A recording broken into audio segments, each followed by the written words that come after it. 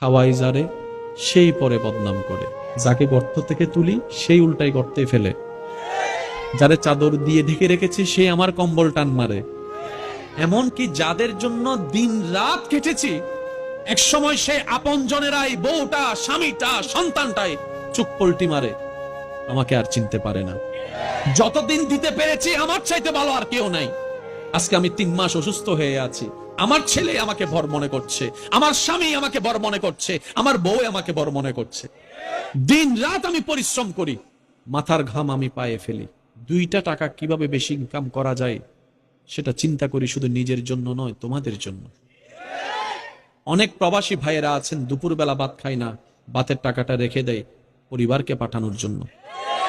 অনেক ভাইয়েরা এসেছেন, অনেক ভাইয়েরা আছেন বাদ না খেয়ে কোন রকম একটা বন একটু পানি দিয়ে পেটটাকে লোড করে আবার কাজের মধ্যে লেগে যায়।